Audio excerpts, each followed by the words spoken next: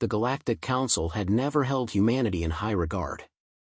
To them, humans were a young, brash species, capable of brief moments of ingenuity but ultimately fragile, unpolished, and weak. This disdain was something they wore like a badge of honor, dismissing Earth's soldiers as soft compared to the perfected warriors of the galactic elite. For centuries, Earth had fought its wars with grit, spirit, and limited technology, but the galaxy had advanced far beyond such primitive practices. At the latest council meeting, the topic of interstellar peacekeeping forces had come up once again, and it was met with predictable scorn. The council's members, representing the most formidable species in the galaxy, gathered around a circular table. The conversation, as usual, revolved around human involvement in the peacekeeping missions that span thousands of light years. Jarth, the council's senior ambassador from the insectoid K'artal species, made no attempt to hide his amusement as he presented the latest intelligence report. His species had long prided themselves on their genetic modifications and combat skills honed over millennia. In his long and storied life, he had crushed more enemies than he cared to count, each victory a testament to K'artal's superiority. They claim their soldiers are battle-tested, Jarth sneered, his 6 elongated arms gesturing toward the holographic image of a group of heavily armored human soldiers. Soft. The human soldier is as frail as a newborn cub, no match for the might of the galactic legions. A ripple of laughter spread through the room. The other council members, tall, powerful beings with warships more advanced than anything humans had conceived, shared Jarth's opinion. Humans, despite their rapidly developing technologies, were nothing more than an afterthought in the grand scheme of galactic warfare.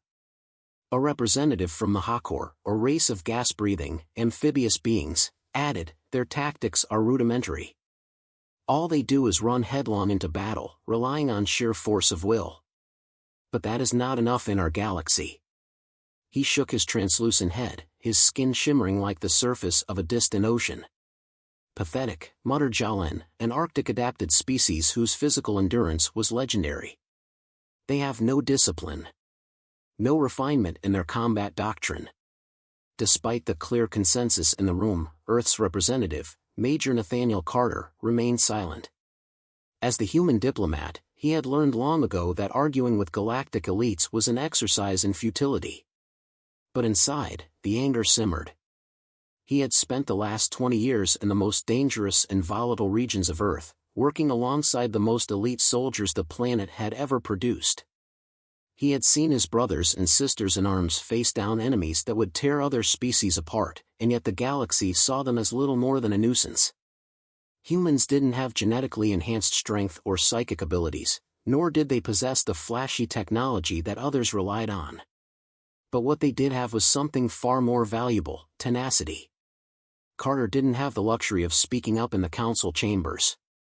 His voice was as insignificant as any other human's.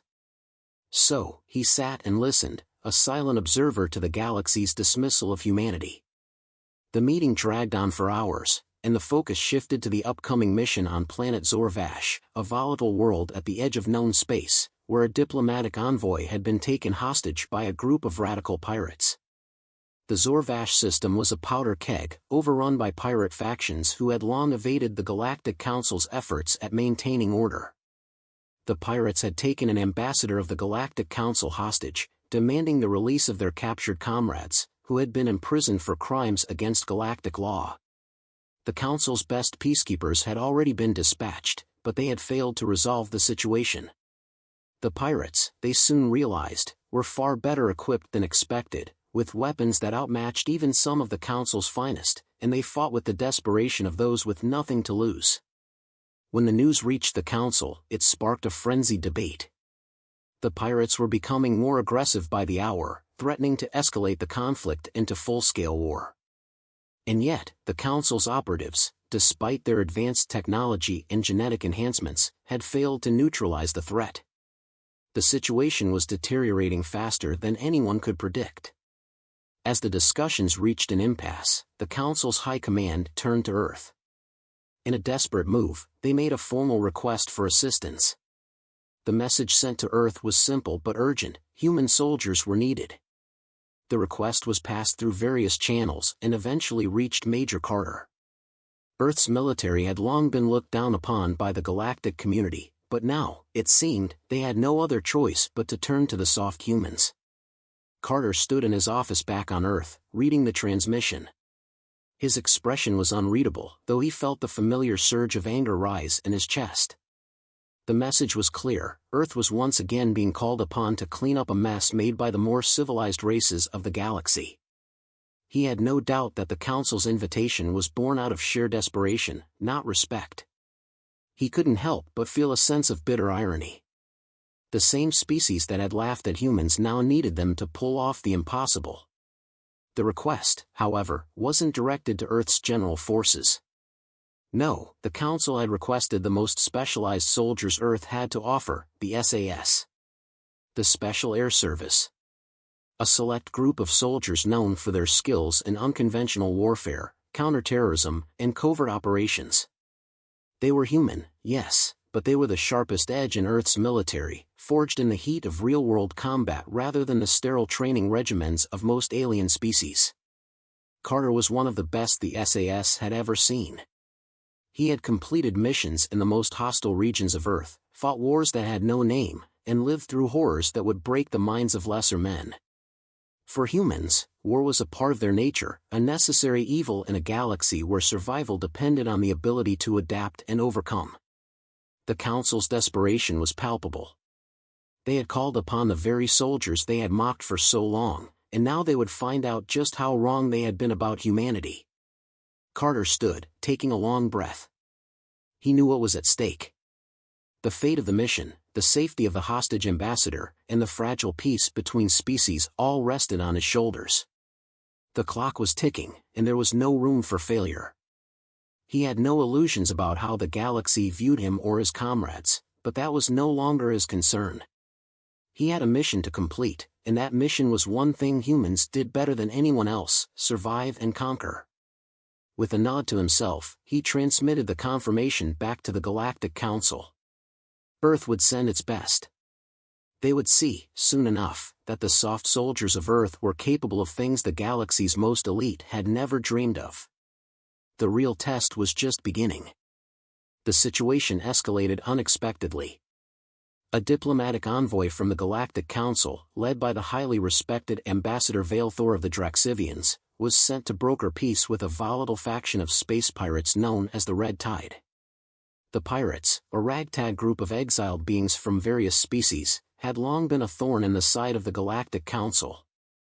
Their demands were simple: the release of their people from the Council's prisons, or they would start taking hostages. Valethor, confident in his ability to negotiate any crisis, arrived on the pirate-controlled station, only to find himself and his delegation swiftly taken hostage. The pirates, equipped with stolen advanced weaponry, overran the station's security systems in minutes. They had been preparing for this moment for months, and their leader, a ruthless and calculating warlord named Vrex, made it clear that he would not be swayed by the Council's usual diplomatic gestures. "Tell the Galactic Council," Vrex's voice echoed through the comms, "that we will release your envoy only when our people are freed. Fail to comply, and this station will be the first of many to fall." The Council was in a panic. The diplomatic mission, intended to prevent further conflict, had now created an interstellar crisis. A rescue operation was immediately discussed, but the more rational members of the Council hesitated. They had no intention of sending their most elite forces into a quagmire. Not when the pirates were in control of such advanced weaponry. The consensus was clear: a quick, high-level strike would be needed, but it had to be done with minimal risk. "Send in the best operatives," Jarth suggested with a cruel smile. "The Draxivians can handle it. We don't need to involve the humans. Their soldiers would only complicate things." However, Valethor, having spent years observing Earth's military actions during the Council's peacekeeping operations, disagreed. Despite the mockery, he had come to a grudging respect for humanity's military forces, particularly the reputation of the Special Forces. Earth's soldiers were resourceful, fierce, and unpredictable. In short, they were not soft. They had faced countless battles with limited resources, but always emerged with something more, a relentless will to win, no matter the odds. Perhaps, Valethor said, pausing thoughtfully, we should request assistance from Earth. Specifically, the Special Air Service. Their reputation precedes them. The idea was met with immediate skepticism. The other representatives scoffed at the notion of Earth's forces, but the situation had reached a point of desperation. The Council had no choice but to ask for the human soldiers, much to their collective pride's dismay. They sent a transmission to Earth, requesting the swift deployment of a special unit to the pirate-held station. Meanwhile, back on Earth, Major Nathaniel Nate Carter, a seasoned operator with the United States Army's Special Forces, sat in a briefing room. The call from the Galactic Council was unexpected, but not entirely surprising.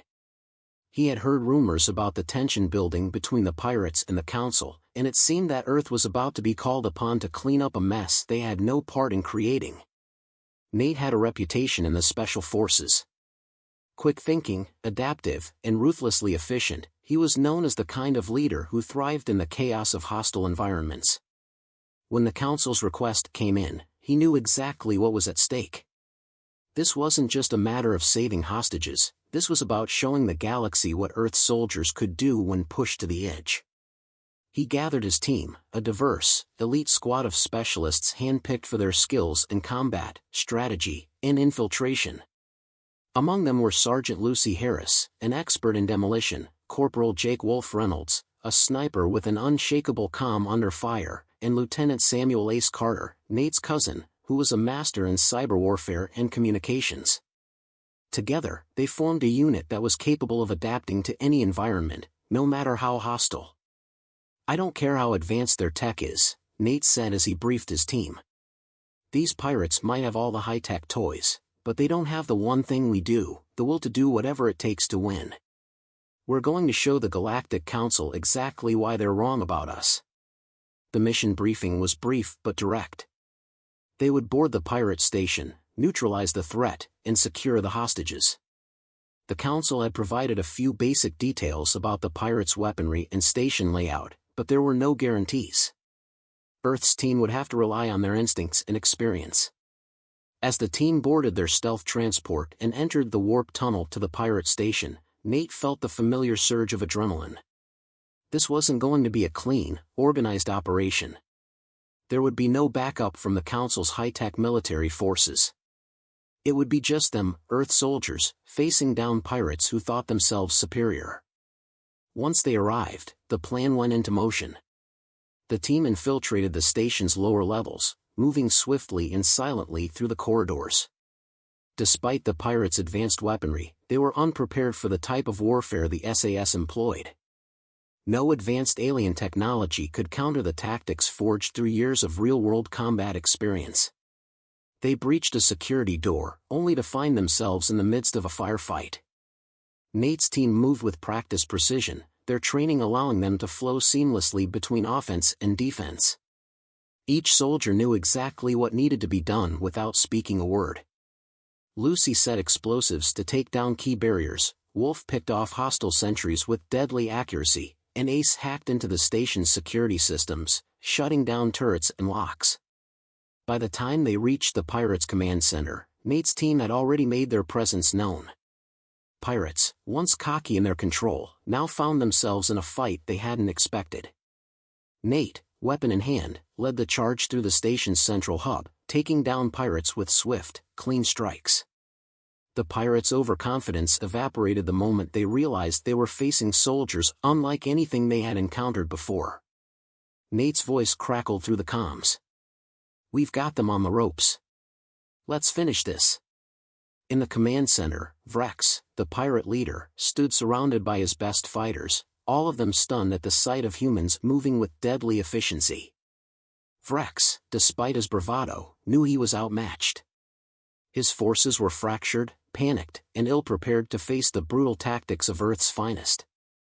Nate approached the pirate leader with purpose, his eyes locking onto Vrex's. "You made a mistake," he said coldly. "You underestimated Earth." And with that, the pirates' reign over the station came to a brutal and definitive end. The hostages were freed, and the pirates were either neutralized or captured. The mission, though swift, had proven one irrefutable fact to the Galactic Council: Earth's soldiers were not soft, and they were more than capable of standing their ground against the galaxy's most formidable enemies. The situation grew more dire with each passing hour. The pirates held Valethor and his delegation in a high-security chamber on the station, their demands becoming more insistent and more violent. The Galactic Council, cornered and desperate, finally turned to a solution they had hoped to avoid: human assistance. Despite their disdain for Earth's military, they had no other option. A request was sent to Earth's military command, asking for immediate deployment of a rescue team. The message was direct, almost pleading in tone: Earth's most skilled operators, particularly the Special Air Service, SAS, were to be sent to retrieve the ambassador and neutralize the pirate threat. Despite their misgivings, the Council had no other choice but to put aside their prejudice. On Earth, Major Nathaniel Nate Carter, a seasoned veteran of the SAS, received the call. He was no stranger to high-risk missions, having led countless operations across hostile environments. But even he was taken aback by the urgency of the request. The Galactic Council had always regarded humans with a mix of derision and indifference, yet here they were, asking for the help of Earth's elite. Carter knew this would be more than just another mission; it was a chance to show the galaxy just what human soldiers were capable of. He gathered his team, a group of highly trained SAS operatives, each with their own specialties. They were men and women who had seen the darkest corners of the world and had come back with a grim understanding of what it meant to survive. Together, they formed a formidable force, one that relied not on flashy technology or superior firepower, but on their training, adaptability, and sheer tenacity. "Here's the plan," Carter briefed his team. "We're not just going in to extract the ambassador. We're going to show the pirates and the Council exactly what Earth's soldiers can do.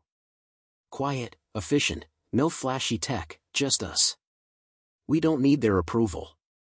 We need to get in, get the ambassador, and get out." The team nodded in agreement, each member mentally preparing for the mission ahead. They were used to operating in small units, relying on each other's instincts and experience to carry out their objectives. As the ship prepared to leave Earth's atmosphere, Carter took one last glance at the stars outside the window. He knew this mission would change the course of how humanity was viewed in the galaxy.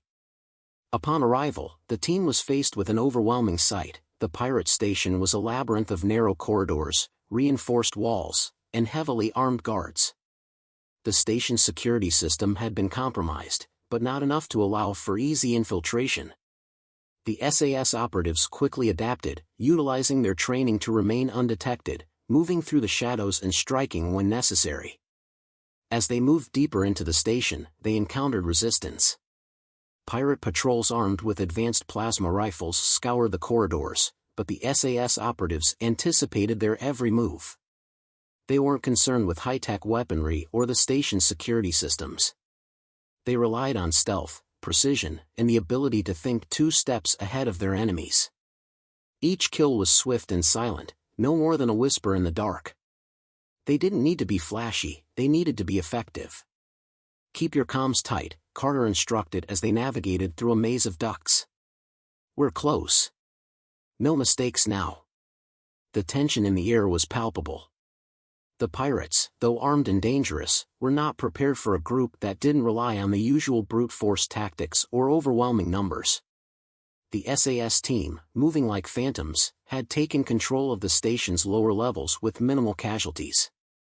They had learned quickly: the pirates, though savage, lacked the discipline and training to match the operatives. As they closed in on the high-security chamber where Valethor and his team were being held, Carter's voice crackled over the comms. "Ready for entry. We're making our move." In a coordinated strike, the team breached the door, taking down the guards with practiced ease. Valethor, disheveled but unharmed, stood in the center of the room, eyes wide in disbelief as the human soldiers filed in, their movements fluid and precise. He had expected a bloodbath, a violent assault, but what he witnessed was something entirely different, an execution of military precision that left no room for mistakes. "Ambassador," Carter said, his voice calm, "we're here to get you out." Valethor stood frozen for a moment, disbelief etched on his face. The ambassador was accustomed to seeing force used with overwhelming firepower, not the quiet, calculated efficiency of human soldiers. I didn't expect this. Carter gave him a brief nod. That's the problem with underestimating Earth's soldiers. We don't rely on firepower or flashy gadgets. We rely on getting the job done. The pirates, realizing they had been outmaneuvered, scrambled to mount a counteroffensive. But it was too late. The SAS operatives, with their unmatched training in close-quarters combat, took control of the situation. It was a calculated dance of death. Pirates fell one by one, caught off guard by the human soldiers' relentless drive and brutal efficiency. For the first time, the pirates began to fear. They had underestimated their enemies, and now they were paying the price. By the time the extraction was complete, the station had fallen silent. The SAS had neutralized the pirate threat, freed the ambassador, and demonstrated to the Galactic Council the true nature of Earth's military strength. The pirates, once formidable in their own right, were nothing more than a footnote in the aftermath. The Galactic Council had no choice but to acknowledge the humans' unparalleled combat ability. As they boarded the extraction ship, Carter took one final look at the pirate station. It had been a decisive victory, not just for the SAS, but for all of humanity. The galaxy had learned an important lesson that day: never underestimate a human soldier. They had proven that Earth's soldiers were anything but soft. The insertion team dropped onto the pirate-controlled station with clinical precision. No fanfare, no theatrics, just a silent descent from the shadow of the station's orbiting weapons. The pirates had no idea they were about to face a force unlike anything they'd ever encountered. Nate Carter, leading the squad, moved through the dense corridors with the ease of someone who had spent their entire life training for moments like this. The team was composed of seasoned operatives, each an expert in their own field: close-quarters combat, hacking, sniper operations, explosives, and stealth. They carried no advanced tech, no shields, no invincible armor, just the weapons and tools they could carry, and the quiet knowledge that they had the edge in a fight. "Move fast, move quiet," Carter's voice came over the comms, steady and calm. "We're here to extract, not to make a scene." The squad moved like shadows, using the station's low light to their advantage. They'd been briefed on the layout, every security checkpoint, every possible choke point, and the locations of the pirate leaders. But as they approached the pirate stronghold, Carter felt the tension building. The pirates had prepared for an assault, no doubt. But what they didn't know was that the SAS didn't need overwhelming firepower. They had something far more dangerous: discipline, coordination, and adaptability. They breached the outer perimeter of the pirates' main stronghold in under 10 minutes, using a combination of silent explosives and expert hacking to bypass the station's security. The pirates were still unaware of the breach, which was exactly how Carter wanted it. Stealth was their ally. Inside, the pirates finally began to realize something was wrong. Security cameras flickered, doors that were once locked silently swung open, and the first of them began to fall.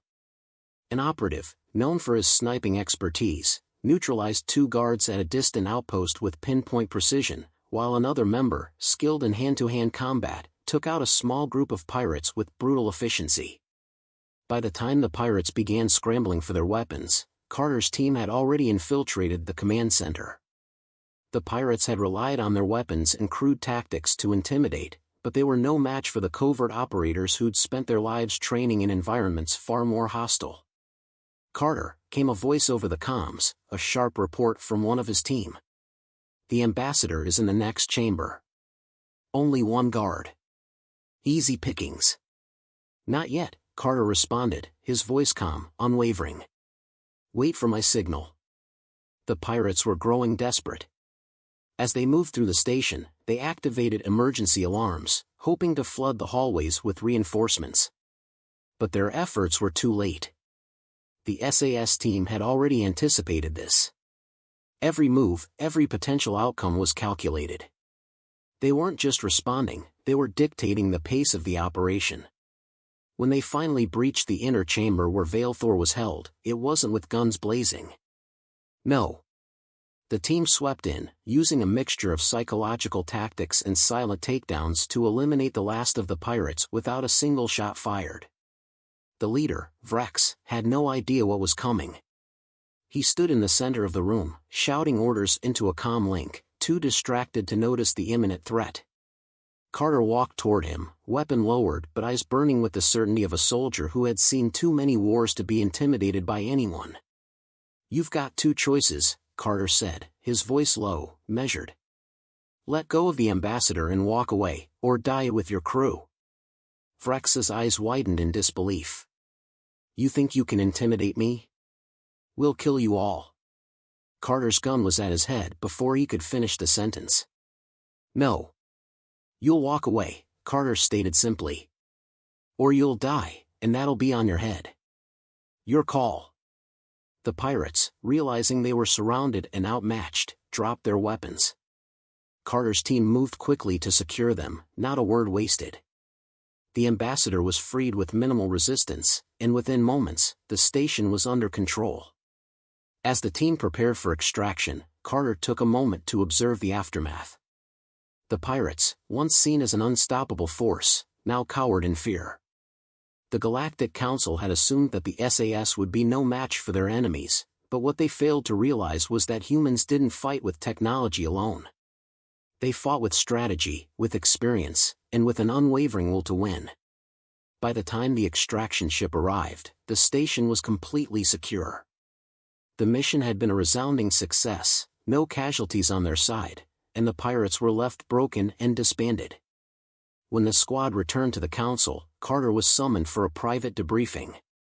The faces of the galactic representatives, including Jarth, were ashen, their previous mockery of Earth's military now replaced with wary respect. "Well done, Major Carter," Valethor said, his voice tinged with an unfamiliar humility. "The situation has been handled with impressive efficiency." Carter stood tall, unfazed by the praise. "We didn't just handle it. We ended it. That's what humans do. We don't leave a job unfinished." Jarth, his pride bruised but not broken, finally spoke. "It seems we were mistaken about your soldiers." Carter's lips curled into a small, knowing smile. "Maybe it's time you stopped underestimating us."